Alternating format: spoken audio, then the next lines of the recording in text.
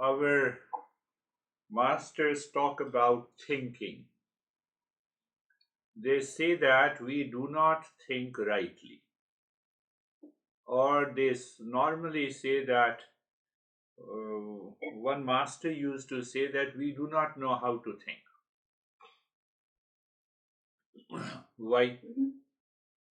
We observe when we wake up in the morning, we look at the world outside, world of objects and people and relationship.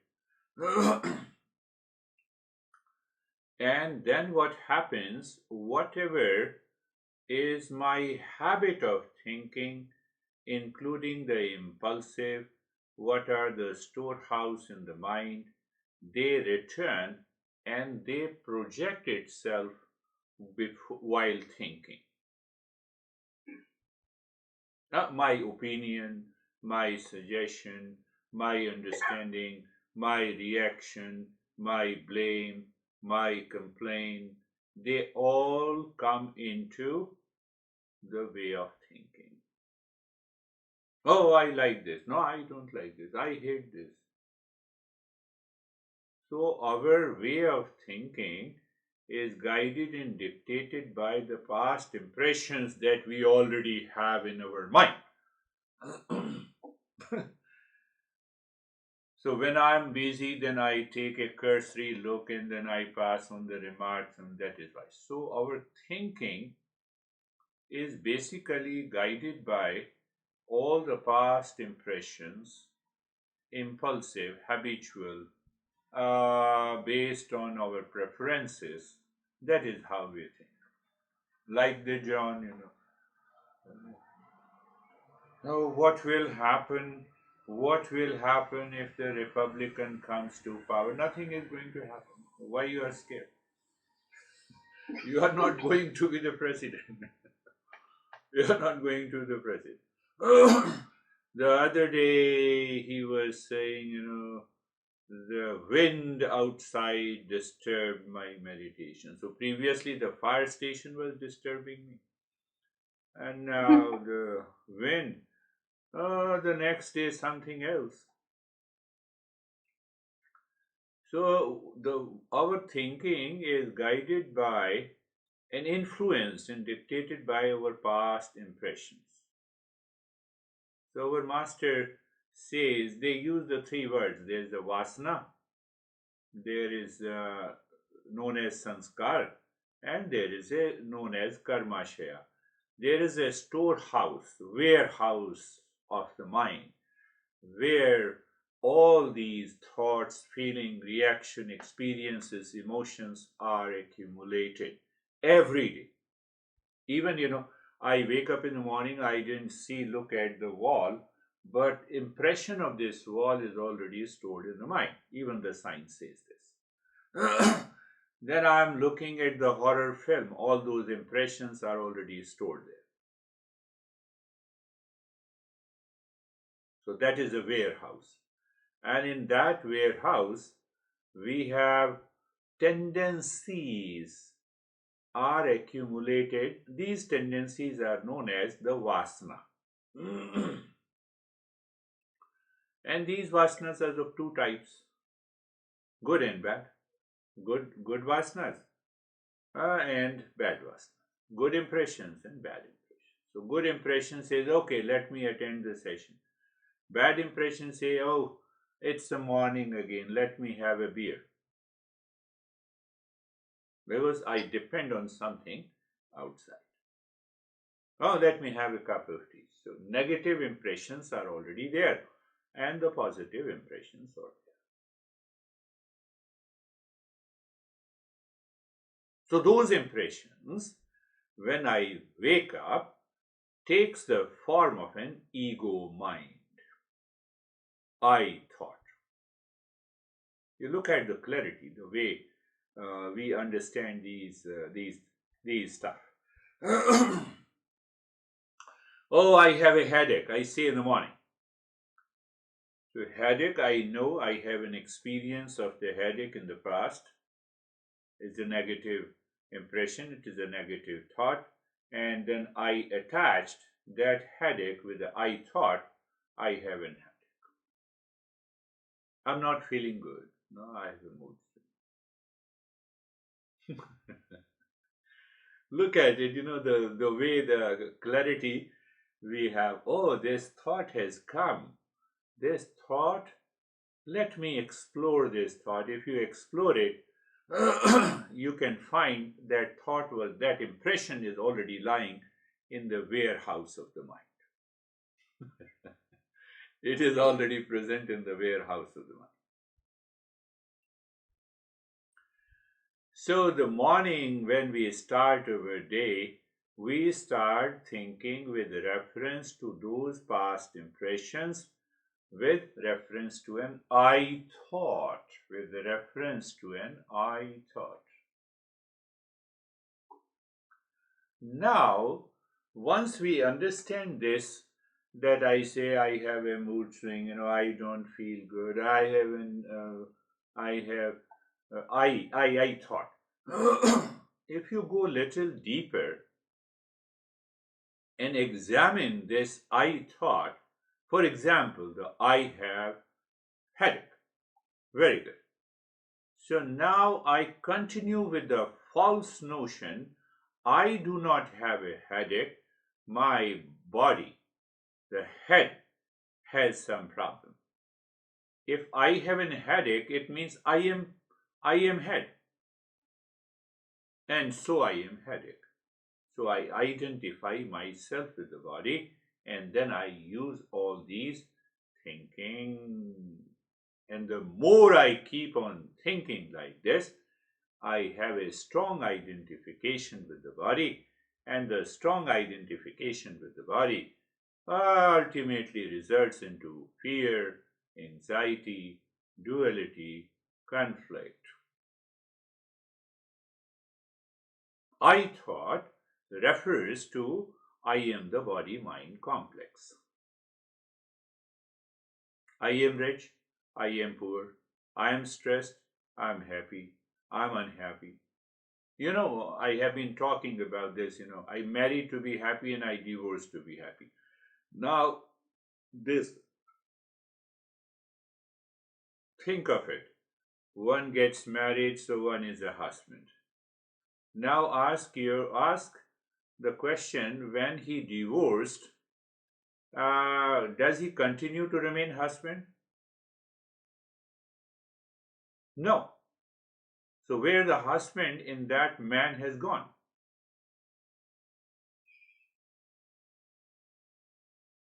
But anyhow, we force ourselves ex husband. There is nothing like this, but we say ex.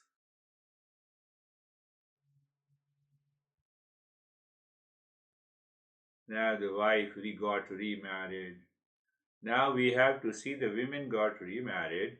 What about her ex-husband? Does she remain the wife of the other person? So the master said, just go and examine where is the husband in you and where is the wife in you.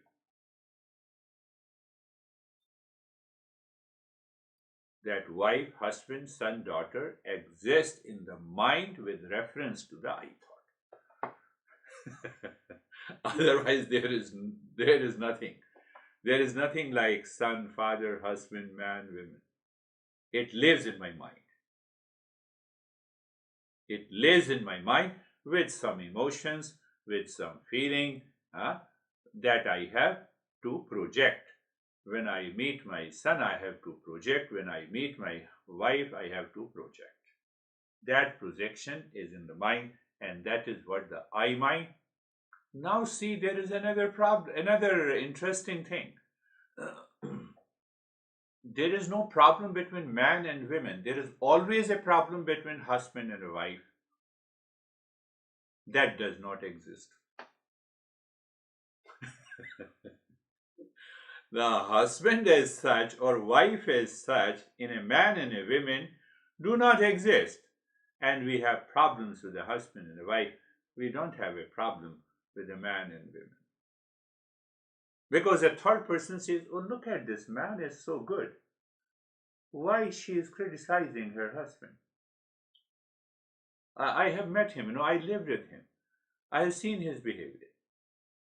So there is no problem between man and women. The problem comes only when we relate with the I mind, with the ego mind.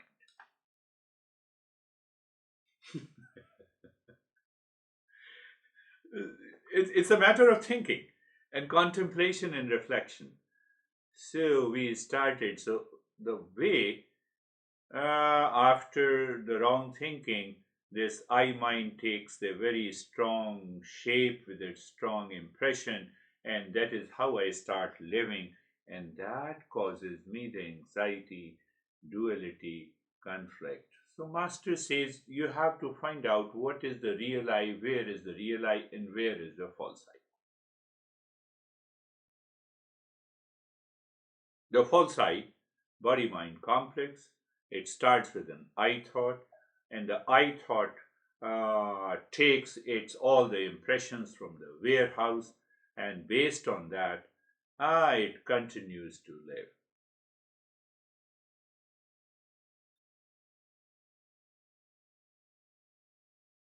The master says we need to have a self inquiry. Self inquiry is required.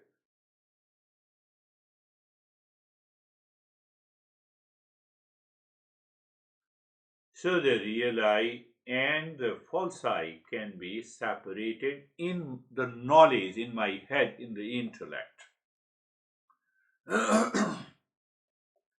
And it is very easy to separate anything that pertains to the I thought and which explains with reference to the body, mind, society, outside. That is where the false I lives. And when we remove this false I deeper inside, we find that. And take a simple example. Simple example. you are you are born and your name is Anne. At 5 years, you are Anne. 5 years, that I is the same. 10 years old, I is the same. For 20 years, I is the same. 40 years, I is the same. Now at this age, I is the same. Our body has changed, our mind has changed, our intellect has changed, our condition has changed. Lot of changes has taken place, which we think I am, which is a false I. That I, that realize somewhere deep inside has not changed. So it gives us a clue that there is something which never changes in me. So I got another understanding that whatever is changing belongs to the false I. Body is changing. I am 65 years old. When I was 45 years old, that I is the same. If I is not the same, then I will forget everything in the past.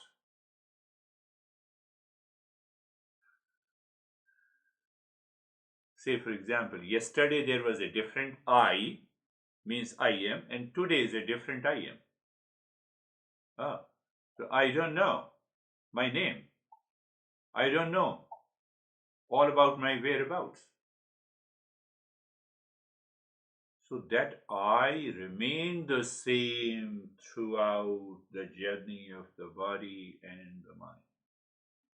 So that is the real I, and the false I means which is constantly changing. So when I refer to the body, I have a headache. Tomorrow I will not have a headache. Yesterday I did not have it. Yesterday I got married and today I divorced. So whatever is changing, I have to maintain my awareness and I have to contemplate it, reflect daily to reach to a point of the mind where I am able to separate instantly the false I with the real I. So people ask that I don't know the real I, how to separate. No, whatever is constantly changing, whatever is a part and product, is what the false I. You just maintain your awareness, and when you live into that awareness, you separate all your thoughts coming from the warehouse also, and that results into a mindfulness. Means that now I live in an extraordinary awareness. I get this is what the master says is a delusion, body mind conflict. As long as I identify myself with the body mind complex, I'm in a delusion. And I have explained many a time, what appears true is not true. The definition of a delusion. What appears true. Appears true. Mirage appears true that there is a water, but it is not. Wave appears true, but the fact is that all wave is water. All wave is water. I appear as a husband, but there is no husband in this man. There is no wife in the man. There is no son in the man. They are just for the sake of convenience we are using.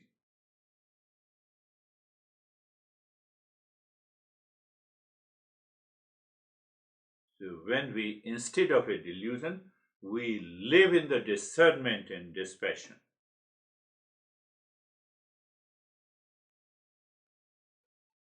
We are able to separate this false I by the self-inquiry. Self-inquiry contains these two elements of discernment and now I have that sense of discernment and dispassion. Now I see that how should I think? How should I speak? How should I act?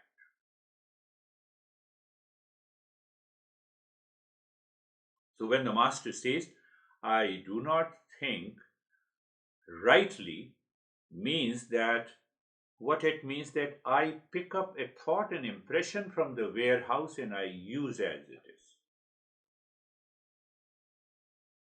And that warehouse contains those negative impressions of reaction, of blame, complaint, duality, and a conflict. So when I do not know to think rightly, my speech will also be not right, and every thought produces an action.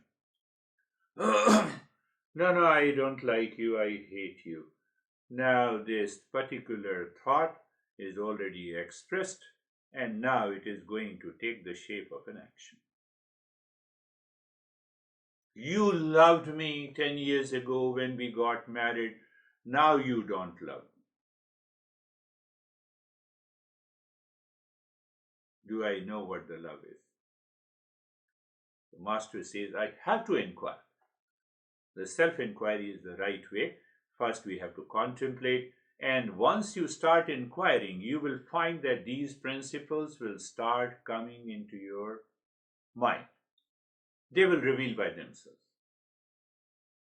We will get rid of the past influence of the past impressions. So when we get rid of the influence of the past impressions, we are making this ego mind very weak.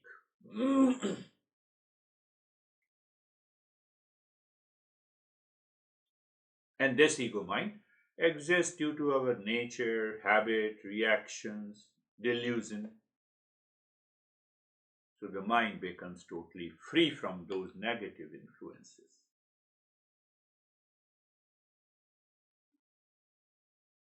Just think, just think. This I thought, when, how this I thought takes birth in my mind. First thing, it is very clear this I thought takes birth in my mind.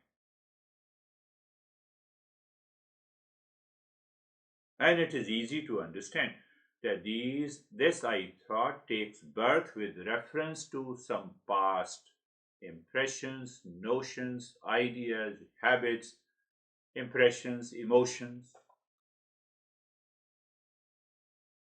And when you examine all those thoughts, feeling, blame, and complaint, you recognize this I thought coming from the body-mind complex.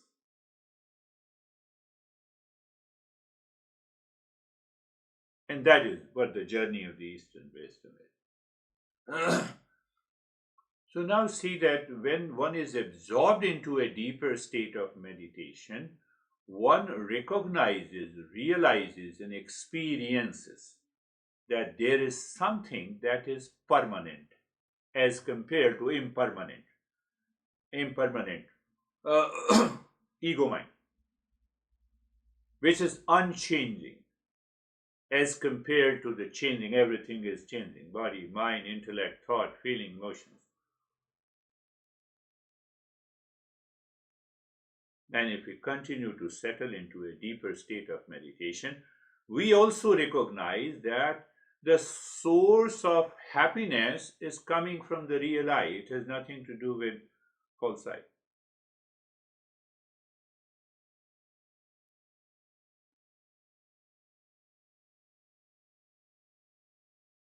And the false I, the false I you can see, you can touch, but the real I you cannot. It cannot be found by the sense organ in the mind. That is why we have to meditate.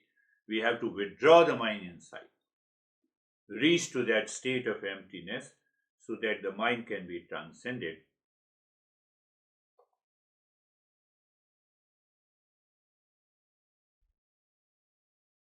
Let us sit.